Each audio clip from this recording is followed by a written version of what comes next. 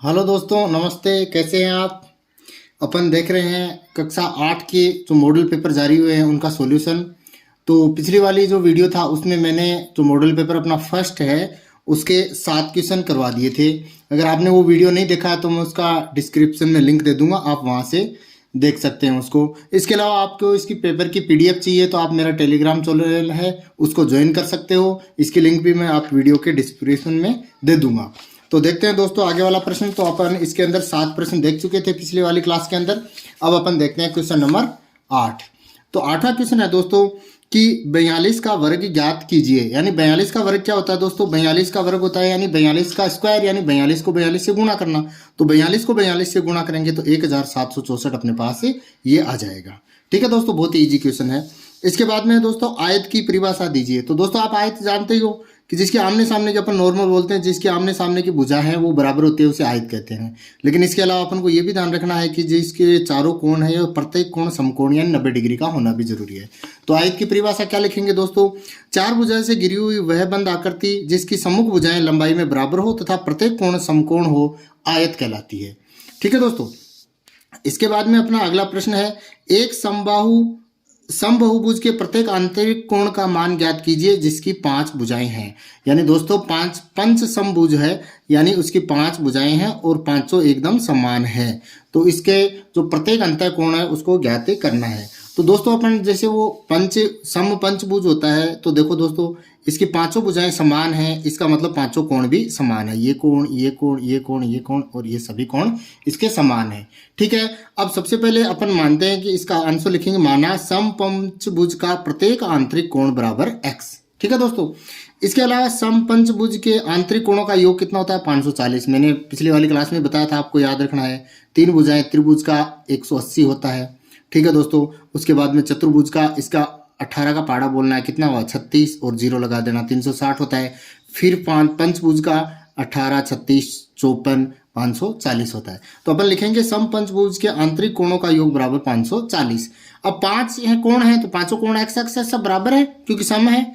1 2 3 4 5 अक्ष अपन ने लिख दिया बराबर 540। तो इनका योग क्या आएगा? 5 अक्ष बराबर 540। तो अब x बराबर अपना मान आ जाएगा क्योंकि 5 इधर गुणा में इधर आएगा तो भाग में 540 में अपन 5 का भाग देंगे तो आएगा 108। तो अतः x बराबर 108 आया तो अतः समपंचभुज का प्रत्येक अंतः कोण होगा 108 डिग्री। इसके बाद में देखो दोस्तों अगला प्रश्न है कि हल कीजिए। ये समीकरण दिया हुआ है 2x - 3 बराबर x + 2। इसको हल करना है, बहुत ईजी है, आपने काफी बार किया भी होगा। देखो 2x - 3 बराबर x + 2। तो x अक्ष एक साइड में ले लेते हैं, संख्या एक साइड में ले लेते हैं। 2 अक्ष यहाँ है, बिल्कुल है। अब x इधर प्लस में है तो इधर आएगा तो माइनस में। इसी तरह से 2 इधर है पहले से, 3 इधर माइनस में, इधर आया तो प्लस में। अब देखो 2 अक्ष में से एक अक्ष घटाया, कितना बचा? x, और 2 और 3 कितने हुए? 5। तो x बराबर 5 इसका आंसर अपने पास आ जाएगा। इसके बाद में अगला प्रश्न है दोस्तों 12वां प्रश्न, -2/3 गुणा 4/5 गुणा 6/16 को हल कीजिए। तो इसको हल करना है तो इसको गुणा करना है। गुणा के अंदर अपन क्या करते हैं? अंश को अंश से गुणा करते हैं और हर को हर से गुणा करते हैं। तो देखो मैंने सवाल लिखा -2/3 गुणा 4/5 गुणा 6/16। अब जो संख्याएं कट रही है वो काट दो। देखो दोस्तों 3 और 3 के पाड़े से 3 एकम 3 और 3 दूनी 6 आ रहा है। ठीक है, इसी तरह से 2 के पाड़े से 16 कट रहा है, कितनी बार कटेगा दोस्तों? 2 के पाले से अपन 16 काटेंगे तो कितनी बार आएगा? 8 बार आएगा।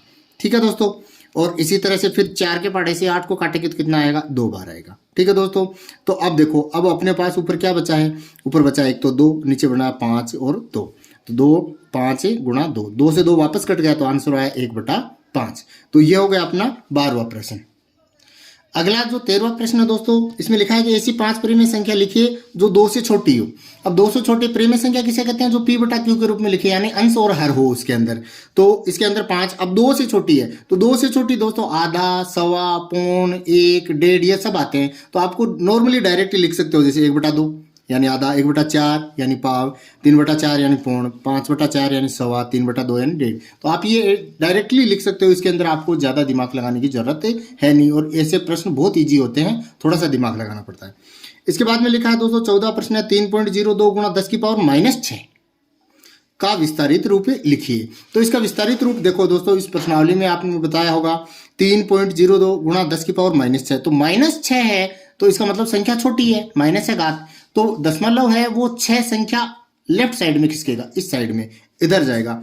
तो देखो दशमलव अभी कहाँ है, 3 के आगे है, तो एक संख्या तो 3 हो गई, फिर 5 जीरो लगाने पड़ेंगे, 1 2 3 4 5, दशमलव आएगा यहाँ, ठीक है। और दशमलव के इधर अपन संख्या लिखते हैं, तो इसका कोई वैल्यू नहीं है, बस यहाँ से अपन को देखना है कि अपन ने दशमलव को 5 स्थान लेफ्ट साइड में खिसकाया क्या। देखो एक तो हो गया 3, फिर 2 3 4 5 6 और 6 की घात -6, तो ये आ गया, ठीक है दोस्तों। इसके बाद में देखते हैं 15वां प्रश्न, 8x - 3 बटे 3x बराबर 2 में से x का मान ज्ञात कीजिए। तो x का मान ज्ञात करेंगे, बहुत ईजी है, समीकरण को हल करना है अपन को। देखो समीकरण को हल कैसे करेंगे, 8x - 3 बटे 3x बराबर 2। तो अब देखो इसको वज्र गुणा कर दें, तो 3x इधर भाग में है तो इधर जाएगा, तो किस में आ जाएगा, गुणा में आ जाएगा। तो ऊपर वाला सेम 8x - 3 बराबर 2 गुणा 3x, ठीक है दोस्तों। अब इस 2 गुणा 3x को गुणा किया तो 6x आ गया। अब अपन x एक साइड में ले लेते हैं, 8x इधर है और 6x इधर प्लस में है तो इधर आया तो माइनस में। इसी तरह से 3 ये संख्या इधर माइनस में, इधर आई तो प्लस में होगी, ठीक है। उसके बाद में देखो 8x में से 6x घटाया कितना बचा, 2x बराबर 3। अब x बराबर क्या आएगा, 2 इधर गुणा में तो इधर भाग में, तो इसका आंसर आ जाएगा 3/2। इसके बाद में नेक्स्ट क्वेश्चन देखते हैं दोस्तों अपन, क्वेश्चन नंबर 16। क्वेश्चन नंबर 16 क्या दे रखा है, क्वेश्चन नंबर 16 है दोस्तों, समांतर चतुर्भुज एबीसीडी में x y z के मान ज्ञात कीजिए। अब आपको समांतर चतुर्भुज के बारे में जानकारी होनी चाहिए। देखो मैं बताता हूं आपको कि समांतर चतुर्भुज के अंदर 4 भुजाएं हैं, 4 कोण, आमने सामने की भुजाएं बराबर होती है और आमने सामने के कोण भी बराबर होते हैं। आपको क्या ध्यान में रखना है कि आमने सामने के जो सम्मुख कोण होते हैं, यानी ये कोण बराबर होगा इसके, और ये कोण बराबर किसके होगा, इसके। अब देखो दोस्तों कोण बी है वो 100 डिग्री दे रखा है, तो y इसके बराबर होगा, तो y तो ऑटोमेटिकली 100 आ जाएगा, क्योंकि समांतर चतुर्भुज में सम्मुख कोण बराबर होते हैं। अब देखो a और c के अंदर जो z और x कोण बना हुआ वो भी दोनों बराबर होंगे। तो अब इसका आंसर देखो अपन कैसे लिखेंगे दोस्तों, इसका आंसर अपन लिखेंगे, चतुर्भुज आपको बनाना ही है परीक्षा के अंदर। अब लिखेंगे समांतर चतुर्भुज में सम्मुख कोण बराबर होते हैं, अतः y बराबर 100 डिग्री, एक तो y का आंसर आ गया यहाँ, और x बराबर z या z बराबर x भी है, ठीक है दोस्तों। आप देखो ये अब अपन ने यहाँ कर लिया। आप देखो समचतुर्भुज है तो चतुर्भुज के आंतरिक कोणों का योग कितना होता है, 360 होता है दोस्तों। तो 360 अपन लिखेंगे, समचतुर्भुज के चारों अंतः कोणों का योग 360। अब चारों अंतः कोण लिखेंगे x y z और 100, क्योंकि चौथा 100 है। देखो x y z और 100, इनका योग कितना है दोस्तों, 360। तो अपन ने यहाँ लिख दिया इनका योग x + y + z + 100 बराबर 360। अब देखो 100 और कोण y बराबर भी 100 है, तो y की जगह अपन एक लाइन और भी लिख सकते हैं, कोण x + 100 और z बराबर भी अपन x लिख सकते हैं +100 बराबर 360। अब देखो 100 और 100 को जोड़ा कितना आया, 200, और x को कितना जोड़ा, 2x। अब आपको ये ध्यान रखना है कि z बराबर मैंने x इसलिए लिखा है क्योंकि z और x बराबर है, ठीक है। तो 2x + 200 बराबर 360, तो 200 इधर प्लस में है तो इधर आया तो माइनस में, तो ये क्या बचेगा, 2x बराबर 160। अब देखो 2x बराबर 160, तो x बराबर क्या आएगा, 160/2 यानी x बराबर 80।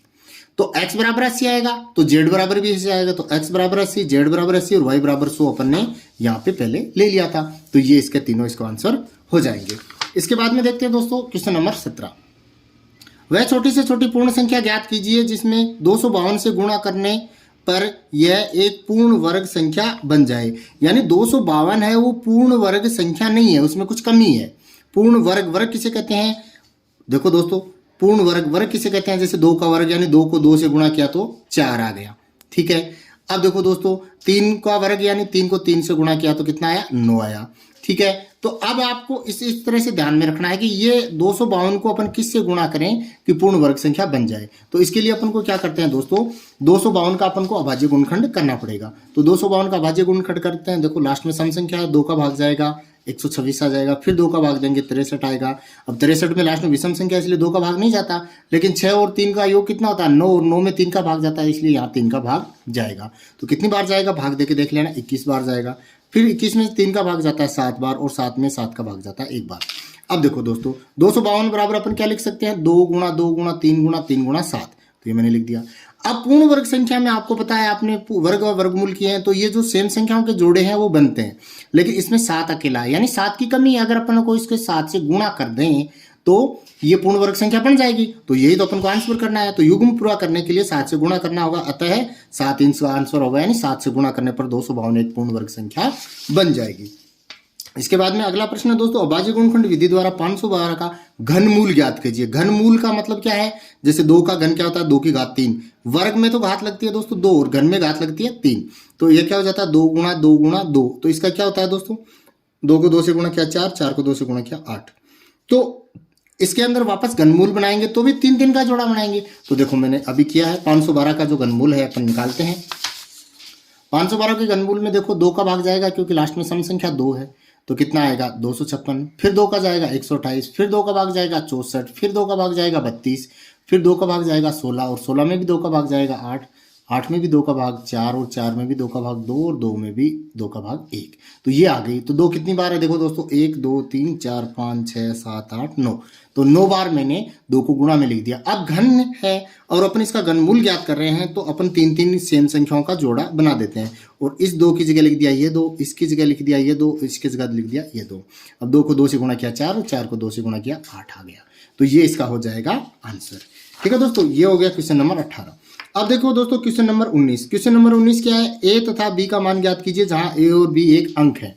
अब इसके अंदर आपको देखना है, तो आपको इसके अंदर वो जो लास्ट की प्रश्नावली है संख्याओं से खेलना, तो इसके अंदर सिर्फ आपको कोई नियम नहीं लगाना है, एक आइडिया लगाना है। देखो देखो 5 है, 5 में अपन क्या जोड़ेगी, 2 आए, तो देखो 2 तो आएगा नहीं क्योंकि 5 तो ऑटोमेटिकली 5 है। तो 12 आ सकता है, तो 12 किसी एक ही जगह अगर मैं 7 रख देता हूँ, 7 और 5 जोड़ते हैं तो कितना होता है दोस्तों 12, और 12 के अंदर 2 तो यहाँ आ गया और 1 हासिल यहाँ आ जाएगी। तो 1 और 3 कितने हो जाएंगे 4, और 4 और 2 कितने हो जाएंगे 6। तो बी की जगह क्या आएगा दोस्तों 6। तो अपन इसको डायरेक्ट करना है, ए की जगह आएगा 7 और बी की जगह आएगा 6, और ये हो जाएगा इसका आंसर। ठीक है दोस्तों, ये 19वां प्रश्न हो गया। अब देखते हैं नेक्स्ट क्वेश्चन। अगला प्रश्न है दोस्तों कि एक स्कूटर 42,000 रुपये में खरीदा गया, यानी उसका क्रय मूल्य कितना था 42,000। 8% वार्षिक दर से इसके मूल्य का अवमूल्यन हो गया है, यानी जैसे स्कूटर पुराना होगा तो घटेगा रेट तो 8% प्रति वर्ष घट रही है। तो 1 वर्ष बाद में स्कूटर का मूल्य ज्ञात कीजिए, यानी 8% इसमें से घटाएंगे। तो एक तो इसका तरीका ये है कि आप डायरेक्ट 42,000 रुपये का 8% निकाल लें।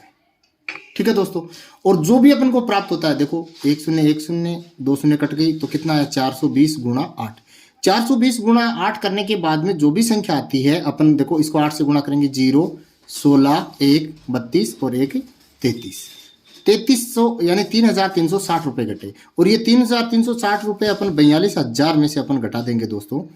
तो 42,000 में 3,360 अपन घटाए तो देखो कितना बच रहा है दोस्तों, 0 4 और 4 के बाद में 6 और 6 के बाद में कितना है दोस्तों, सॉरी देखो 0 4 6 और इसके बाद में ये कितना 11, 11 में से 3 घटाए कितने बचे 8 और 3, यानी 38,640। एक तरीका तो ये है। दूसरा तरीका अपन जो अपना चक्रवर्ती ब्याज ब्याज होता है, चक्रवर्ती ब्याज होता है, उसके अंदर से वो सूत्र है, उससे भी अपन ज्ञात कर सकते हैं। तो इसका सूत्र भी आप इसके वो तरीका भी सही है, ये तरीका भी सही है, दोनों से आंसर सेम आएगा। तो क्रय मूल्य कितना 42,000, अवमूल्यन दर कितना 8% और समय है 1 वर्ष। तो आपको ये सूत्र याद रखना है। अगर यहाँ अवमूल्यन यानी मूल्य घट रहा है तो माइनस में दर कर देनी है, और बढ़ रहा है तो प्लस में दर कर देनी है। बस जैसे ब्याज बढ़ता है तो प्लस के अंदर दर कर देनी है। तो किस क्या हुआ, विक्रय मूल्य बराबर क्रय मूल्य गुणा दर माइनस 100 माइनस दर बटे 100 की घात समय। तो क्या आएगा, क्रय मूल्य 42,000 गुणा 100, दर कितनी 8 बटे 100 की घात 1। तो घात 1 तो लगाने का मतलब वही संख्या रहती है। अब 100 में से 8 घटाएंगे कितना बचेगा 92। अब वो की वो देखो 2 0 से 2 0 कट गई, 4,420 में से 92 गुणा करते हैं तो 38,640 आता है। तो वो भी अपना 38,640 ही अपने पास आया था। तो दोनों तरीके हैं, आप किसी भी तरीके से जो इजी लगे वो कर सकते हैं। अगला प्रश्न है दोस्तों, राहुल और हारून की वर्तमान आयु का अनुपात 5:7 है, यानी जो भी आयु है तो उसका अनुपात है 5:7। 4 वर्ष बाद उनकी आयु 56 वर्ष हो जाएगी, यानी उनका आयु का योग है वो 56 वर्ष हो जाएगा। तो उनकी वर्तमान आयु ज्ञात करो। तो इसके वर्तमान आयु ज्ञात करने के लिए दोस्तों अपन को सबसे पहले क्या करना है, जैसे अनुपात है उनके आगे एक्स लगाकर ही मान रहा है। तो देखो राहुल और हारून की वर्तमान आयु का अनुपात कितना है दोस्तों 5:7। अतः अपन मानेंगे राहुल की वर्तमान आयु 5 से 5x और हारून की वर्तमान आयु 7:7x। अब 4 वर्ष बाद में इनमें से 4 जुड़ जाएगा, तो इसकी तो हो जाएगी 5x + 4 और इसकी हो जाएगी 7x + 4। और प्रश्नानुसार क्या है, इन 4 वर्ष बाद में जो इनकी आयु है, इनका योग है वो है 56। तो अपन ने इनका योग लिख दिया 56। तो देखो 7x और 5x कितने 12x, 4 4 8 बराबर 56। अब देखो 8 इधर जाएगा तो कितना हो जाएगा 48, घट जाएगा ये। तो x बराबर क्या आएगा 48/12, तो कितना आएगा 4। तो x बराबर 4 आया है। अब इसकी राहुल की वर्तमान आयु कितनी है 5 अक्ष, अक्ष की जगह अपन 4 रखते हैं और 5 से गुणा कर देते हैं तो 20 वर्ष आ जाता है। और हारून की कितनी है 7 अक्ष है तो 7 की अक्ष की जगह 4 रख के 7 चौक 28 वर्ष इसका आंसर हो जाएगा। ठीक है दोस्तों, अब देखते हैं नेक्स्ट क्वेश्चन। अगला प्रश्न है दोस्तों, सरल कीजिए। इसके अंदर 2 प्रश्न है, ये प्रश्न तो मिस प्रिंट हो गया, समझ में नहीं आ रहा है। इसके अंदर पहला है देखो, a की घात 2 प्लस 5 कोष्टक में बंद, b की घात 3 प्लस 3 कोष्टक में बंद प्लस 5, इसको हल करना है। तो इसको हल करने का देखो, अपने के अंदर देखो दोस्तों, एक ये पद है और एक ये पद है, ये गुणा में है और ये प्लस जोड़ में है। तो अपन जैसे बोर्डमास के नियम के अनुसार पहले गुणा हल करेंगे और फिर जोड़ का नंबर आएगा। तो पहले अपन को ये पद हल करना है, प्लस 5 पहले चलता रहेगा। ठीक है, तो इसका इस पद को इस पद से गुणा करने का, यानी इसका ये जो है ये इस पे पूरे से गुणा है तो a स्क्वायर, बाकी कोष्टक के अंदर b की घात प्लस 3, इसी तरह प्लस 5 b की घात 3 प्लस 3 और प्लस 5। अब इसको गुणा करेंगे, a की घात 2 b की घात 3 तो a की घात 2 b की घात 3, फिर a की घात 2 3 तो 3 गुणा होगा 3 a की घात 2, इसी तरह से प्लस 5 b की घात 3 प्लस और 5 को और 3 को गुणा करेंगे तो 15 प्लस 5 आएगा।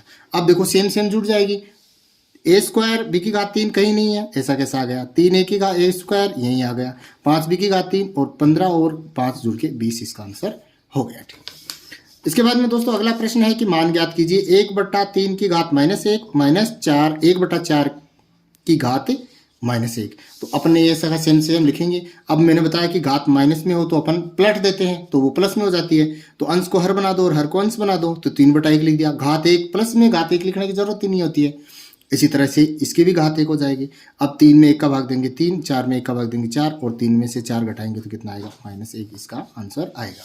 इसी तरह से नेक्स्ट वाला क्वेश्चन है -4 की घात 5 भाग -4 की घात 8। तो अपन ने लिखा भाग है तो अपन बट्टे में लिख सकते हैं, और वैसे भी आप लिख सकते हो कि भाग में जो संख्याएं होती हैं वो घात होती हैं वो माइनस होती हैं। अब देखो अपन आप ये से भी कर सकते हो, डायरेक्ट भी कर सकते हो। अब इसके बाद में देखो दोस्तों, ये 4 की घात -4 की घात 5 है वो आप नीचे ले आओ क्योंकि नीचे वाली बड़ी संख्या, आप इसको ऊपर भी ले जा सकते हो। तो ये कितना हो गया -8 -5 तो कितना आया 1/-4 की घात 3। तो इसकी घात 3 है तो 3 बार लिख दिया। एक्स की घात आप कर रहे हो, एक्स की घात नहीं है तो एक्स की इसकी सॉरी एक की घात नहीं है तो एक तो वैसे गुणा में लिखोगे तो कोई फर्क नहीं पड़ेगा। अब 4 को 4 से गुणा किया 16 और 16 को 4 से गुणा किया 64 और plus minus minus minus plus और फिर प्लस को माइनस से गुणा किया माइनस, तो 1/-64 इसका आंसर हो जाएगा। इसी तरह से अब इस मॉडल पेपर का अंतिम प्रश्न देखो दोस्तों, उपरोक्त पैमाने का प्रयोग करते हुए निम्न तालिका में दी गई राशियों को आलेख बनाइए और जमा धन वार्षिक ब्याज के अंदर दिया है। इधर दिया जमा धन वार्षिक रुपए में और इधर दिया साधारण ब्याज। तो आपको ग्राफ पेपर लेना है, ग्राफ पेपर लेकर इसको करना है। मैं इसको डायरेक्ट पेज पे ही कर रहा हूँ। आपको ग्राफ पेपर पर नीचे लाइन खींचनी है, उसको क्या बनाना है एक्स एक्सिस और उस पर लिखना है जमा धन रुपए में, और फिर जैसे इसके अंदर दे रखा है 1000 2000 3000 4000 5000 यानी 1000 का पाड़ा चल रहा है तो अपन यहाँ 1000 के हिसाब से लिख देंगे। इसी तरह से वाई एक्स लेंगे और वाई एक्स पर साधारण ब्याज जो रुपए के अंदर वो लिखेंगे, और इसके अंदर 80 का पाड़ा चल रहा है दोस्तों तो 80 160 240 तो सेम को सेम अपन लिख देंगे। ठीक है, और फिर आपके ग्राफ पेपर में ये लाइनें डायरेक्ट ऐसे मिलेंगी तो वहाँ आपको डॉट लगा के गोला लगाना है। ठीक है दोस्तों, और उसके बाद में आपको गोला लगाने के बाद में ये सब उसको मिलानी है। एक चीज़ जरूर ध्यान रखें, पैमाना लिखें। पैमाना एक्स अक्ष पर तो अपना एक्स अक्ष पर किसका पाड़ा बोला 1000 का, तो 1 सेंटीमीटर बराबर 1000 रुपये, और वाई अक्ष पर कितना किसका पाड़ा बोला 80 का, तो 80 रुपये इसका हो जाएगा। तो ये था दोस्तों मॉडल पेपर फर्स्ट का हल। मैं सभी मॉडल पेपर और सभी सब्जेक्ट के इसके चैनल पर हल कराऊंगा। इसके लिए आप चैनल को सब्सक्राइब कर लें, टेलीग्राम चैनल को ज्वाइन कर लें, और इसके अलावा आप इसके अंदर डिस्क्रिप्शन में जाकर इस की PDF भी प्राप्त कर सकते हैं। धन्यवाद।